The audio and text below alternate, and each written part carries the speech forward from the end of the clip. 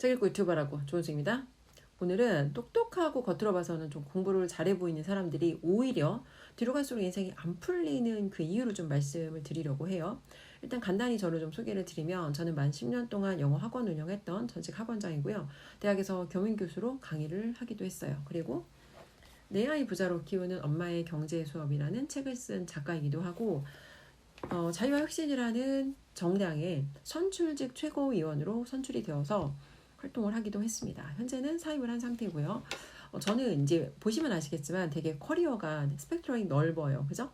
아이들을 20년 가르쳤고 영어 학원 10년 운영을 했고 그리고 제가 쓴 책은 또 경제에 관련된 책이에요. 그러니까 경제라기보다는 엄마들을 위한 자기계발서 정도로 여자들을 위한 자기계발서 정도로 이제 기본적으로 우리가 왜 돈에 대해 자본주의에 대해 알아야 되는지 그런 책을 썼고 심지어 정치에 들어가서 또 활동을 하기도 했어요. 정치와 경제와 그리고 저희 비즈니스 교육업이라는 비즈니스 이렇게 다양한 경험을 하고 있는데 인생에서 우리는 보통 한 가지 직업을 선택하면 그 직업 한 가지로 평생의 어떤 커리어가 그냥 끝나버리는 경우가 대부분이죠. 그죠?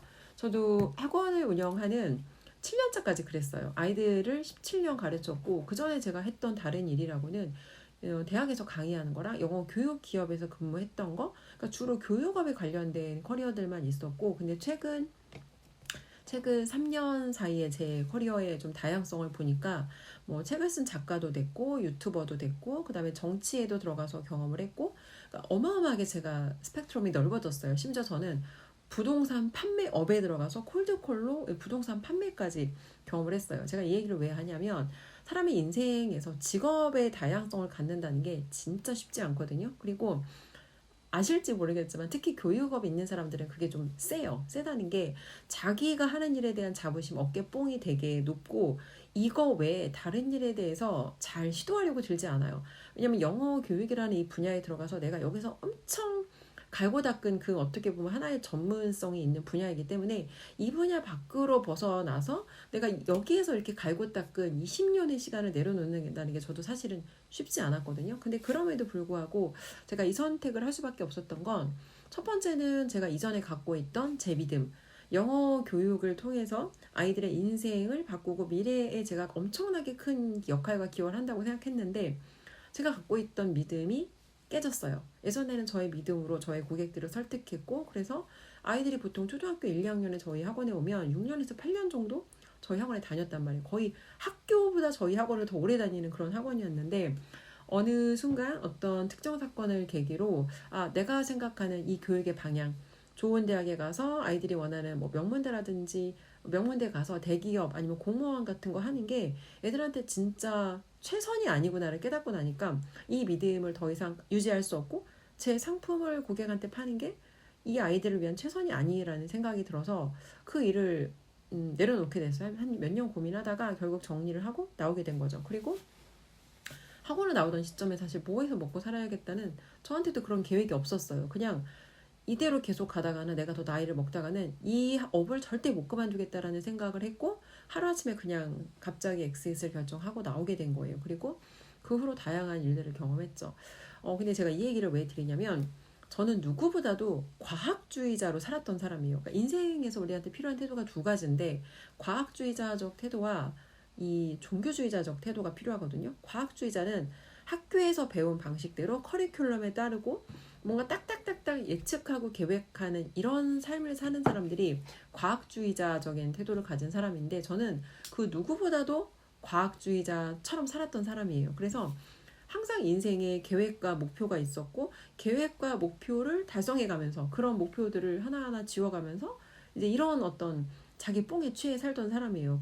그리고 진짜 운이 좋게도 제가 학원을 운영했던 7년 차까지 그러니까 제 인생에 꽤 오랜 시간 동안은 제가 계획했던 게 정말 큰 무리 없이 다 이루어졌어요. 그게 어떤 뭐 경제적인 목표라고 하거나 아니면 어떤 커리어상의 목표라고 하거나 심지어 대학원 입학 설명회 갔는데 저는 사실 대학 때 공부를 그렇게 막 열심히 안 해서 지방대를 나왔단 말이에요. 지잡대. 근데 그 지방대를 나왔는데 서울에 수도권에 있는 어마어마한 경쟁률이 치열한 어마어마한 대학원에 제가 이제 입학 설명회 간 거예요. 근데 그 입학 설명회 가서 무슨 생각했냐면 어떤 선배님이 나와서 자기 이 학교 졸업해서 대학 원에서 강의를 한대요. 저도 그래서 나도 대학 교수가 되고 싶다라고. 아니, 아직 그 학교에 입학도 하지 않은 주제에 내 입학도 못 할 수 있는데 입학도 안 한 주제에 그런 생각을 했어요. 내가 나도 대학에서 강의하고 싶다. 그리고 그거에 대한 아무런 제가 구체적인 사실은 어떤 계획이나 방법이나 아무것도 몰랐어요. 근데 정말 뭐라고 할까요? 정말 이게 기적처럼 그런 기회가 저한테 다가왔고 그런 기회를 얻어서 정말 제가 원하던 꿈에 그리던 이 대학 교수로 6년 정도 이제 외래 교수로 한 3년, 겸임 교수로 한 3년 해서 6년 정도로 제가 강의를 했는데 뭘 말하고 싶은 거냐? 인생에서 저는 계획했던 것들이 대부분 다 이루어졌기 때문에 원래 인생이 그런 거라고 생각했어요. 계획하고 목표한 대로 사라지는 게 인생이지. 근데 사실 제가 또 생각해 보면은 계획을 하긴 했는데 그 안에 구체적인 건 사실 우리가 계획을 할 수가 없단 말이에요. 그래서 큰 목표는 있었고 작은 것들은 사실은 다 운으로 연결이 됐던 거죠. 근데 그때는 그게 운이라고 생각을 못했어요. 자, 돌아와서 이제 과학주의자적인 태도로 사는 사람들은 좀 위험한데 인생에서 내가 모르는 건 존재하지 않아 라고 생각하는 좀 교만한 태도를 갖고 있어요. 내가 생각하고 계획한 대로 사는 게 옳고 내가 모르거나 내가 틀릴 가능성은 매우 낮고 심지어 틀렸는데 그 틀렸다는 걸 인정하고 싶지 않아. 내가 어떤 일이 잘 되어지도록 하는 게 훨씬 더 중요한 일이잖아요. 근데 과학주의자들은 어떤 이 계획하고 목표하고 자기가 옳다라는 이 믿음으로 살아가는 사람들은 뭔가 틀리는 게 되게 싫어요. 지적받는 게 너무 싫고 그래서 틀린 믿음을 옳다라고 주장하기 위해서 이 거짓 증거를 심지어 수집하기도 해요. 저 역시도 그런 멍청한 짓을 했고요. 자, 어쨌건 돌아와서 이제 과학주의자적 태도와 종교주의자적 태도가 되게 중요한데 저에게도 생각해보면 종교주의자적 태도가 있었어요. 대학원 입학 설명회에 가서 아직 그 학교에 시험도 안 본 주제에 나도 대학에서 나도 대학에서 그때는 뭐 겸임 외래 이런 것도 몰랐어요. 나도 대학에서 교수로 강의하고 싶다, 강의해야겠다라는 생각을 한 거는 그때 당시엔 사실 이거 완전 망상이었거든요. 근데 망상이거나 말거나 누군가 그걸 해냈다는 이야기를 듣는 순간 나도 할 수 있겠다는 생각이 들어왔고 사실은 그게 종교주의자적 태도인 거거든요. 그런 생각을 제가 한 번이라도 했으니까 저한테 강의할 수 있는 기회가 왔을 때 제가 예스를 했단 말이에요. 그때 만약에 제가 과학주의자처럼 앉아서 그런 학과장님께 제안 받았을 때 제가 지금 강의를 할 수 있는 자격 조건이 되는 사람인지 제가 생각해보고 답변 드리겠습니다라고 만약에 했다면 그 기회가 저한테 안 왔을 수도 있어요. 근데 종교주의자들의 강점이 뭐냐면 얘들은 뭔가 왔을 때 막 많이 생각하잖아요. 그냥 예스 하고 들어가요. 기회가 오면 예스를 엄청 빠른 속도로 하기 때문에 이 기회를 다른 사람이 가져가기 전에 이 사람이 기회가 왔을 때 바로 잡아버린다는 거. 근데 아마 그런 경험 있으실 거예요. 인생에서 나한테 참 기회였는데 내가 망설이는 동안 그 기회를 잃어버리는 경험 한두 번쯤 해보셨을 거예요. 그래서 이 두 가지 포트폴리오가 너무 중요해요. 근데 문제는 밑바닥에서 올라오는 동안에는 누구나 이 과학주의자와 이 종교주의자적인 이런 믿음과 신념과 어떤 게 기회가 될지 모르고 어떤 게 잭팟이 터질지 모르니까 누구나 다 이런 태도가 있단 말이에요. 근데 중산층쯤 오면 이게 조금 사라지기 시작해요. 그래서 예전에는 뭐가 됐든 간에 예스 하고 들어갔는데 중산층이 되면 재기 시작해. 불편한 거 싫고 뭔가 그렇게 수고스러운 거 싫고 뭔가 내가 모양 빠지는 거 싫고 이런 거가 하나하나 하기 싫은 것들이 늘어나기 시작한단 말이에요. 그래서 예전에 내가 밑바닥에서 올라올 때 누렸던 그 운의 효과들이 차츰차츰 그 운을 스스로 잘라버리는 선택을 하는 거죠. 근데 본인은 몰라요. 자기가 무슨 짓을 하고 있는지 이렇게 생각하죠. 예전에는 내가 이렇게 힘든 일을 해야 하는 형편이었지만 지금은 내가 그렇게까지 할 필요가 없으니까 하지 않겠다라고 생각하는데 자기가 무엇을 파괴하고 있는지 본인만 몰라요. 돌아와서 이런 거예요. 예전에 제 수업에 제가 하는 마케팅 수업이랑 독서 코칭 수업이랑 두 가지가 있는데 이제 어떤 고객들이 들어왔어요. 근데 그분들이 다단계 사업하시는 분들이에요. 네트워크 마케팅? 근데 다단계 뭐 사업을 할 수 있는데 사업은 할 수 있어요. 근데 이제 이런 거예요. 그 두 분이 같이 사업을 하는 그런 관계였는데 저는 제가 학원장 시절에 다단계에 빠져본 경험이 있단 말이에요. 그리고 그 두 사람 중에 한 분은 어떤 전문 분야에 종사하는 분인데 오래 하기도 했고 굉장히 그 분야에 성과를 많이 냈던 분이 한마디로 그냥 이 사람은 다단계를 저 사람이 왜 하지라는 의문을 갖기에 충분한 사람이에요. 근데 왜 다단계 나 빠졌는지도 알겠어. 그래서 그분이 자기의 플랜을 막 얘기하시길래 일단 제가 들었어요. 쭉 듣다가 그 본인이 이제 그거 왜 하는지를 물어보고 그럼 한번 그냥 해보시라고 해라 말아라를 제가 어떻게 얘기하겠냐 본인이 판단하시라고 얘기하고 제가 답을 안 했어요. 근데 그분이 생각보다 똑똑하더라고요. 그래서 제가 이전에 찍어놓은 제 유튜브 영상을 보고 본인도 깨달음을 얻으신 거예요. 자기가 사실 하고 싶었던 건 다단계가 아니라 우리가 인간이 여러 가지 욕구들이 있어요. 먹고 사는 생존의 욕구가 해결이 되면 인정받고 어딘가 속하고 사랑받고 싶고 더 나아가서 내가 누군가한테 영향을 주고 존경받고 싶은 우리한테 이런 욕구가 있단 말이에요. 근데 이분은 자기가 누구인지 자기를 찾는 그런 여정 플러스 이 다단계에서 사람들을 뭐 건드리는 그런 포인트들이 있어요. 근데 가장 중산층들이 건드려지는 포인트가 인생의 어떤 공허한 삶을 살고 있는데 그런 것들을 그러니까 성장에 대한 욕구가 있는데 현재 자기 업에서는 너무 힘드니까 멈춰 있는 거예요. 근데 여기에 가면 나도 이걸 내가 원한다는 걸 모르는데 여기에 가면 그게 있다니까 그게 뭔지를 모르고 거기에 끌리는 거예요. 다시 말씀드릴게요.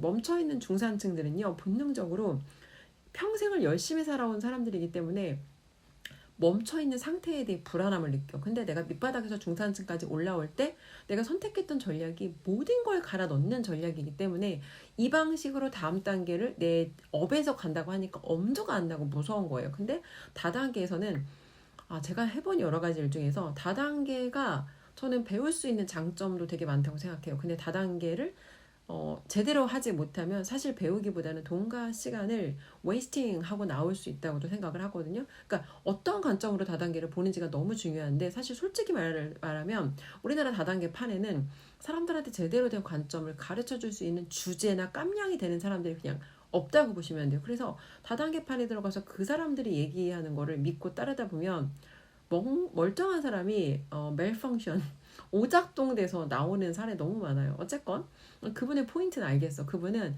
본업에서 성장하고 싶었는데 너무 힘들어서 성장하지 못하고 인생의 공허함을 느끼고 심지어 건강까지 무너지면서 이런 상태였는데 여기에서 그런 성장할 수 있는 공간을 본 거예요. 그리고 내가 왜 끌리는지 모르고 거기에 들어가서 거기에 빠져든 거죠. 저는 정확하게 그게 보이거든요. 왜? 내가 그 경험을 해봤으니까. 어쨌건 돌아와서 이제 그 두 사람이 이제 다단계를 한다고 하다가 한 분이 다단계를 안 하시겠다고 하니까 같이 하시던 이분이 이제 위에서 이끄는 분이에요. 근데 이분이 이 사람이 안 한다고 하니까 너무 실망하고 너무 낙담을 하는 거예요. 근데 봐봐요. 이 사람이 안 해도 자기가 여기 원래 들어왔을 때 목적이 있을 거잖아. 그쵸? 자기가 함께 일하는 그 파트너라고 불렀는데 자기 파트너가 이 사람만 있는 게 아니라 그 밑에 다른 파트너들도 있을 거잖아. 그러면 다단계 자기네 교육 사업이라고 하잖아요. 말만 교육 사업에 나는 다단계장애들이 어디 교육에 들어가서 제대로 배우고 돈 쓰는 걸 본 적이 없어요. 다단계는요. 딴 데 가서 돈 쓰고 교육받는 걸 너무 싫어해요. 왜 그런지 알아요? 다른 데 가서 교육을 받으면 이 사람들 생각이라는 걸 해야 되거든요. 다단계에서는 사람들이 생각하지 못하게 하고 뇌를 마비시키고 세뇌를 시켜야 되는데 이 사람들이 생각이라는 걸 하고 질문이라는 걸 하기 시작하면 곤란해지거든. 그래서 외부 교육 받는 걸 되게 싫어해요. 그리고 특히나 제 교육 같은 경우에는 다단계에 대해서 저는 완전히 속 시원하게 까는 사람이거든요.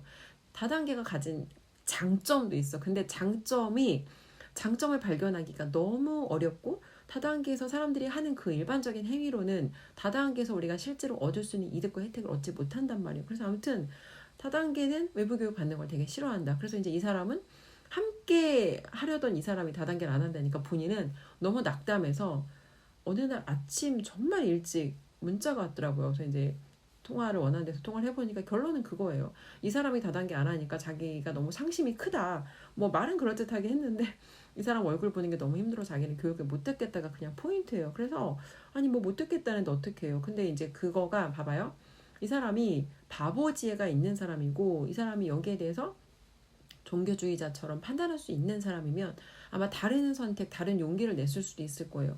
이 사람이랑 같이 여기서 이 공간에서 안 볼 사람은 아니잖아. 원래 알던 지인이니까. 이 공간에서 같이 수업을 듣다가 여기서 배운 어떤 그런 배움과 깨달음이 자기한테 어떻게 사실은 연결될지 알 수가 없거든. 우리는 이걸 듣는 게 난지 이걸 듣지 않는 게 난지 실험하지 않는 상태에서는 알 수가 없어요. 근데 이런 거예요. 이걸 내가 선택했을 때 분명히 지금 당장 단계적인 관점으로는 내가 돈도 써야 되고 내가 시간도 써야 되니까 당장은 이득이 없는 것처럼 보이지만 이 과정에서 자기가 자기 삶을 다시 돌아보면서 여러 가지 다양한 가능성의 사건들이 일어날 수 있거든요. 예를 들어 이 본업에서 되게 뛰어난 이 분처럼 자기도 자기의 예전에 어떤 삶에서 놓쳤던 무언가를 이 사람도 뭐 예전에 그렇게 허술했던 사람은 아니야. 근데 문제는 경력이 단절된 지가 오래됐고 교육을 받았다고 하는데 이 사람이 하는 얘기는 다 공허한 이론인 거예요. 다시 말씀드릴게요.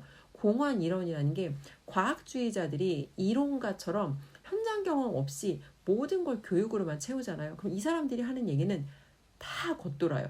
그래서 특히나 다단계 시스템에서 뭐 자기들이 주장하는 우리는 교육 사업이고 판매하는 일이 아니고 이거 다 개소리예요. 다단계는 팔아야 되고요. 교육을 한다는 게 제품과 뭐 예를 들어서 회사와 제품과 그 보상이라고 하는 돈 받는 방식에 대해서 교육을 하는 건데 똑같은 교육을 반복해서 내가 다른 사람한테 강의를 한다고 내가 다른 사람한테 판매하는 능력이 늘어나는 거 아니거든요. 판매를 잘하려면 말빨이 있어야 되고 상담할 수 있는 기술이 있어야 되고 내가 소통할 수 있어야 되고 거래할 수 있어야 되고 클로징할 수 있어야 되는데 이런 거는 다단계에서 절대 배울 수가 없단 말이에요. 어쨌건 돌아와서 그분이 이제 평생 살아온 자기 어떤 스타일 방법이 과학주의자처럼 계산하고 눈앞에 보이는 이득이 없으면 이걸 내가 선택하지 않는 선택. 이게 똑똑한 애들이 어떤 그런 주로 의사결정하는 방식인데 눈앞의 이득과 눈앞의 손실, 단기적인 이득과 손실로 판단하는 경우가 되게 많아요.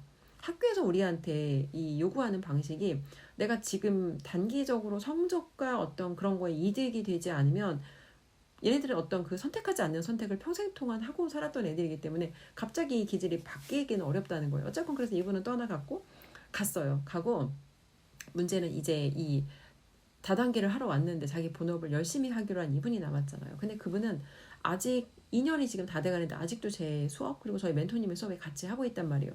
뭘 말하고 싶은 거냐면 과학주의자들은 내가 머리로 이해하지 못하는 건 세상에 존재하지 않는다고 생각해요. 근데 우리가 어떤 일을 할 때 내 실력과 노력만으로 올라가는 건 한계가 있어요. 실력과 노력만으로 올라가는 건 중산층이 끝이고 그 다음 단계로 가려면 반드시 이전에 안 하던 무언가를 통해서 새로운 무언가로 연결이 돼야 돼. 이런 거예요. 그러니까 이게 저 같은 경우에도 학원장을 엑스타고 나와서 그 다음에 유튜브를 꾸준히 찍었는데 제 과거의 유튜브를 보면 아시겠지만 다양한 이야기들이 나와요. 한 방향으로 점을 찍지 않을 때는 저도 불안하단 말이에요. 지금 내가 어디로 가고 있는지. 근데 중요한 건 어디로 가고 있는지 모르지만 그 점을 계속 찍는 행위가 이게 바로 종교주의자적인 태도거든요. 왜냐면 당장 이득이 없는데 대부분의 사람들은 당장 나한테 이득이 없는 행위를 하지 않아요. 이게 나한테 돈도 안 되고 이게 나한테 무슨 이득이 되는 건지 보이지 않는데 그걸 지속하는 사람은 없어요. 근데 여기에 엄청난 함정이 있어요. 내가 과거에 경험했던 것들은 그때 당시엔 아무리 멍청하고 바보 같은 느낌이라 할지라도 시간이 지나고 나서 이 사건들을 내가 재해석할 수 있는 눈과 관점이 있잖아요. 과거의 심지어 실패와 과거의 엄청난 손실마저도 이 과거의 경험과 스토리들이 나에게 엄청난 쓸모있는 자산으로 다시 재해석된단 말이에요. 그래서 과거에 저도 제가 찍어놨던 그 점들이 시간을 되돌려 생각하니까 생각하지 못한 방향으로 연결이 되면서 제가 그런 용기를 내서 투명성 있게 저에 대한 어떤 스토리를 나눴던 게 2024년 12월 말에 대한민국의 윤석열 대통령의 비상계엄 선포라는 그 사건이 있었고 이전에 제가 했었던 그 멍청한 실수를 저는 만회하고 싶었어요. 그래서 그때 찍었던 솔직한 영상, 내가 전 민주당 권리당원이던 시절에 그렇게 비하하면서 봤던 그 광화문이라는 곳에 나가서 도대체 그 이상한 태극기 부대라는 사람, 심지어 저희 아버지는 광화문에 태극기 들고 7년을 나가서 애국운동 하셨거든요.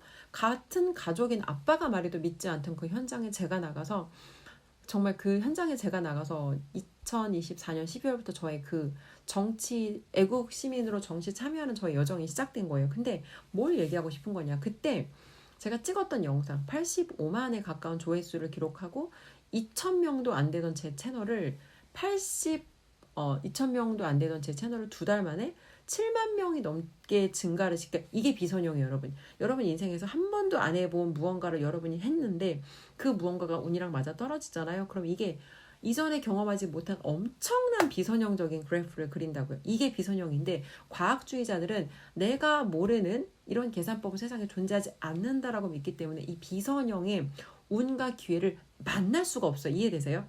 그래서 본인들이 지금 중산층인데 다음 단계로 올라가는 전략을 옛날에 내가 했던 전략을 반복해서 우려먹는 방식으로 생각하니까 나는 더 이상 성장할 수 없고 성장하고 싶지 않아라고 생각하고 스테이하는 선택을 한 거란 말이에요. 근데 본인들의 그 전략으로 가면 정말 본인들 생각하는 대로 거기까지 올라가다가 올라가기 전에 암에 걸려 죽고 병에 걸려 죽을 수도 있어요. 근데 그 전략이 아니라고요. 근데 중요한 건 그 전략이 아닌데 무슨 전략을 취해야 돼? 그러니까 찾아야 된다고요. 근데 대부분 사람들은 찾지 않아요.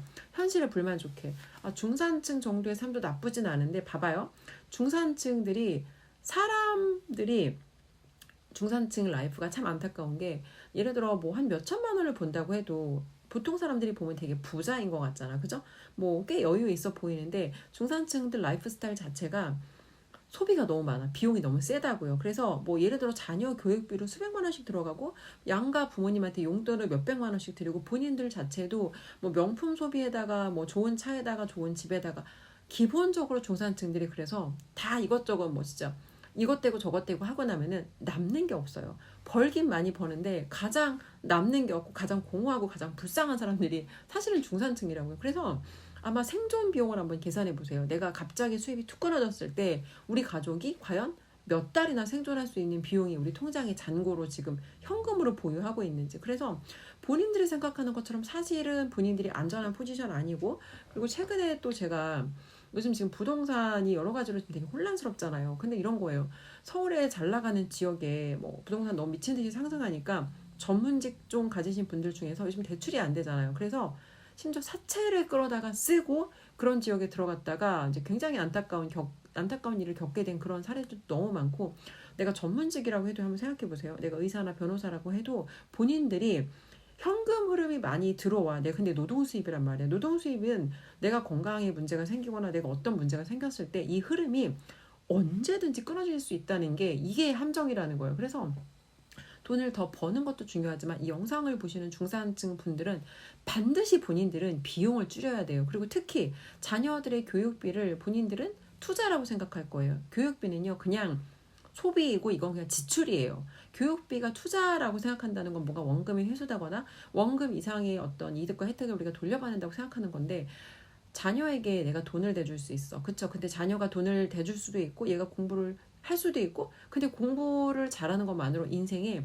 잘 산다거나 이 아이가 뭐 예를 들어 우리가 교육비 투자하는 건 사실 가성비잖아요. 내가 돈으로 물려줬을 때보다 얘한테 교육비로 투자했을 때 이 돈으로 얘가 얻게 될 어떤 그런 돈을 벌 수 있는 가능성이 크기 때문에 그 방식을 물려주는 건데, 예전과 지금 세상이 달라졌다고요. 내가 옛날에 전문직을 얻기 위해서 정말 엄청난 시간과 돈과 갈아 넣었던 그 방식으로 지금은 그런 방식이 아니라 다른 방식으로 아이들이 내가 정말 좋아하는 일을 찾아서 그 일을 하면서 돈을 벌 수 있는 방법, 옛날과 다른 그런 새로운 업들이 많다고요. 근데 굳이 내가 옛날에 했던 거를 똑같이 자녀한테 물려주려는 그런 생각을 좀 멈추고 자녀들한테 개입하는 걸 좀 멈추세요. 일단 여기까지 제가 말씀드릴게요. 오늘 자녀 교육에 대해서.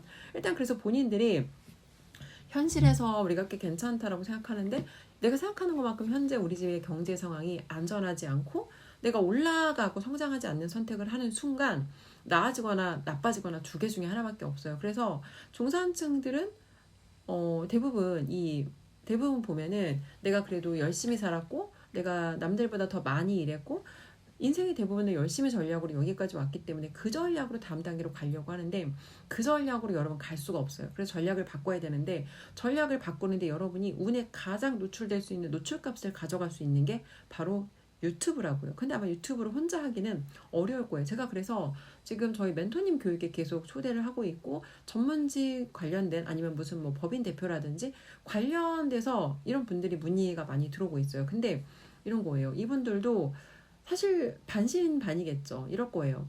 내가 뭔가 여기서 가만히 있으면 불안하긴 한데 올라가자니 또 내가 너무 수고스럽고, 그리고 그렇다고 또 내가 이대로 있으면 떨어질 것 같고. 근데 여러분 봐봐요. 세상에 밑바닥에서 여기까지 올라올 때 우리가 쉽게 빠르게 왔나 한번 생각해 보세요. 근데 중산층이 되고 나잖아요.